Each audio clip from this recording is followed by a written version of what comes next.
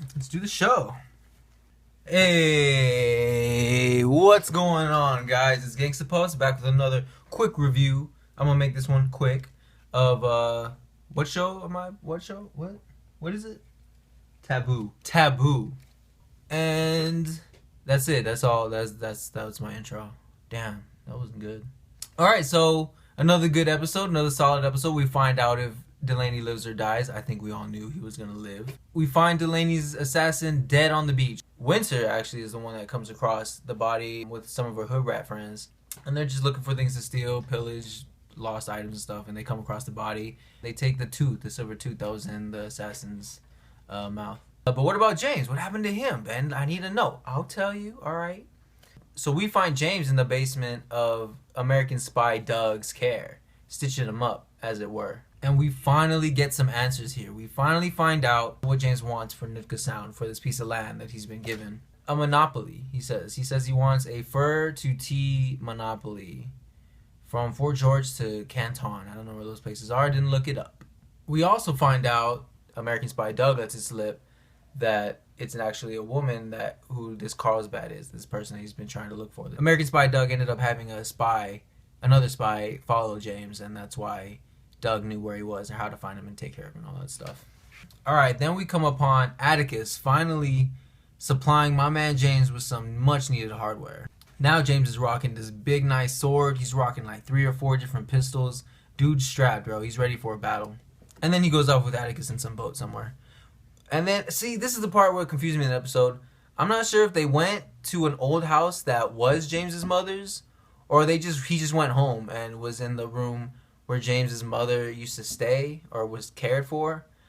But in that room, there was a fireplace, and in the back of the fireplace, there's this symbol that James finds. He just knows about it. This show's been really like underplaying a bunch of the like crazy mythical like magic stuff that seems to be going on in the background. So they haven't really touched too much on what exactly that is or why he can do it or anything, which is the main draw for me. I'm kind of trying to figure out what all this is, but they'll hint at it here and there. So he goes into this room and he goes into like some meditative state like he usually does, and he finds this symbol in the back of his mom's old fireplace, and it looks like a bird thing. And he goes to the butler and he's like, I have the same shit on my back. And he shows the butler, and it's sure enough, it's the branded symbol of that bird on his back.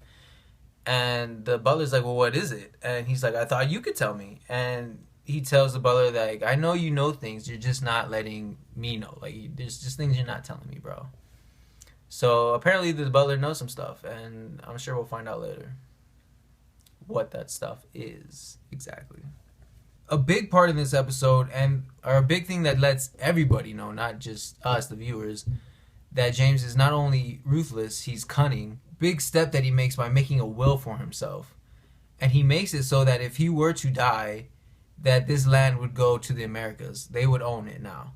So this really pisses off Jonathan Pryce's character and the East India Trading Company, because not only can they not kill him like they wanted to and get the land out of him that way, now they have to keep him alive, or else America's definitely going to get this land that they're trying to get. In one of the earlier episodes, we find out that the king and his right-hand man, Coop, really don't care about the East India Trading Company.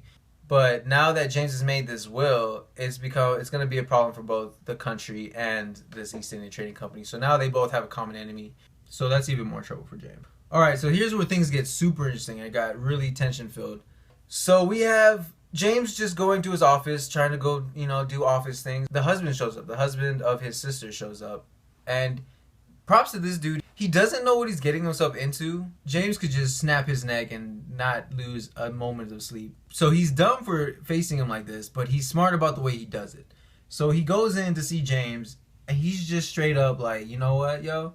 Ever since you came into town, your sister's been a wild animal. Like, I've taken upon myself to punish her for the evil person that I know she used to be. But she's not that person anymore, but she used to be, and it's my job to punish her. And so, like, the sex has just been, ever since it's been good. And then he goes and he just says, I just came here to thank you for that. That's it. I just came here to thank you for the great sex I'm having with your sister. That's it. That's just casual, That's a thing people do. That was ballsy on his part. What a dumbass, though, am I right? I can't wait for this dude to get his. We also want him to get his because in another part of this episode, he's yelling at his poor wife, yelling at this beautiful woman for not being able to carry children. So they just gave us all the more reason to hate him. So sure enough, after that, after we find out how much of an asshole this guy is, there's this scene where, I don't know if it was before or after this, there's a scene where James is chilling in church. I just like how I'm setting it up where James is just chilling in these normal places. He's just there and people are just barging in on him to ruin his life. So James is just in church, chilling. I'm guessing they probably set up a meeting. They had a couple of back and forth messages, like I said. Did I say that? I don't think I did. The brother and the sister in this episode had a bunch of back and forth messages saying, like, I love you, no you don't, you shouldn't love me, it's the past anymore, I'm over that. And he's like, no, I still follow you, whatever.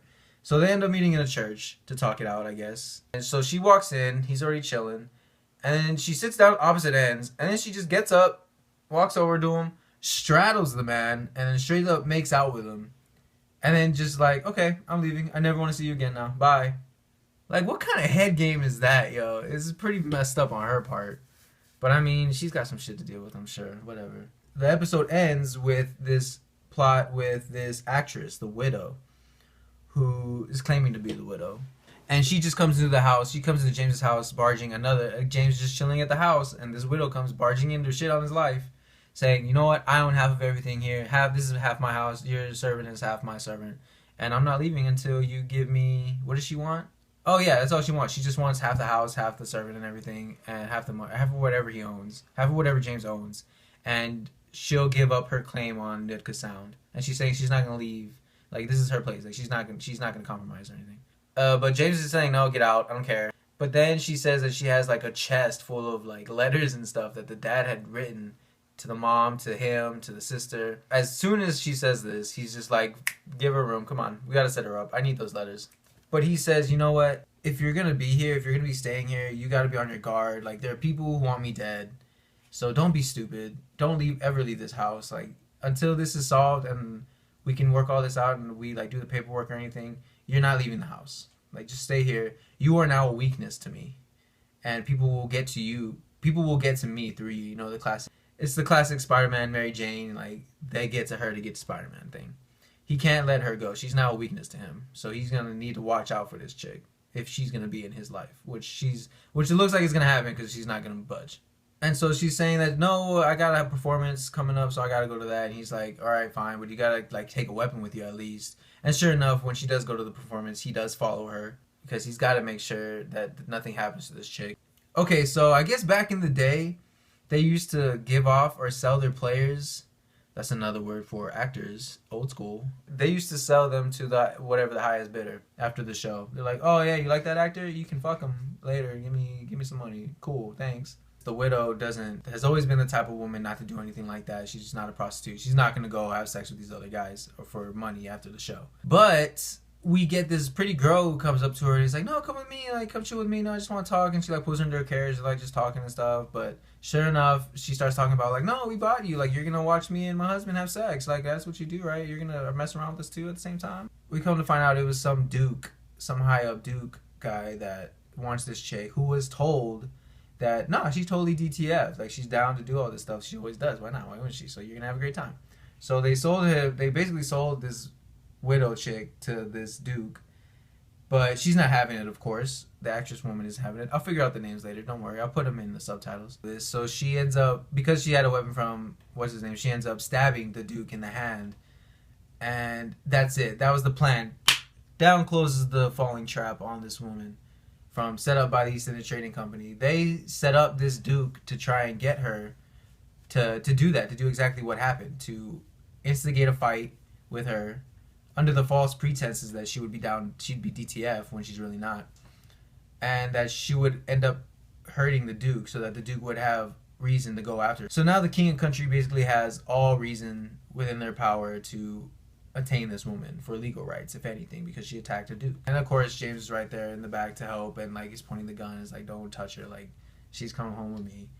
And so yeah, he takes her away and they're screwed now, legally. So now they're probably both gonna have to go on the run or something, man. It's interesting. I want to know what's gonna happen, what they're gonna have to do to get out of this. One last scene, which brings up my favorite little Easter egg thing that they hid in the first episode. There was this little glance that James gives to one of the clerks during one of the meetings for the East India Trading Company.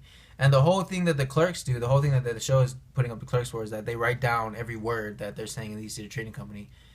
But if somebody raises their hand, like, they stop writing. They're not allowed to put that stuff in the book because, you know, it's like too personal or it goes against business standards or something. Who knows what. All kinds of messed up crooked shit. We figure out why James gave that clerk in the first episode that weird, strange half a second of a look. It's because they have a past together. They grew up as boys in this East India Trading Company military type setting, at least for a little while, and he recognized them. And so he goes and finds this guy at like some sort of weird cross-dressing transvestite type of brothel thing, and he calls him out. He's like, look, I know who you are, and you're gonna help me. You're gonna tell me every single word that they say in that room. Like, I need to know everything. You're there when that hand goes up and you hear what they say. I need to know what they're saying in there. You're gonna be my little rat. You're gonna be my little mole in the East India Trading Company.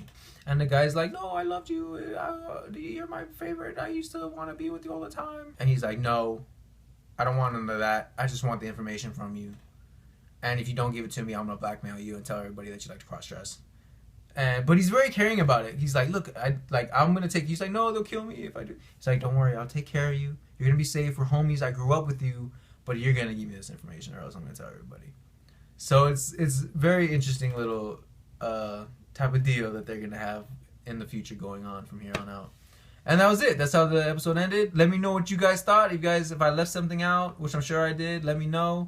If you guys have any other thoughts, I would love to hear them. Let's converse about it. Let's talk about what's going on with this mystic shit. Is it voodoo?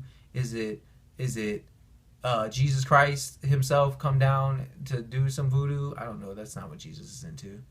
Let me know, guys. I would love to hear your thoughts. Let me know what you thought. Let me know. Just let me know. All right? All right, guys. I'll see you later, man.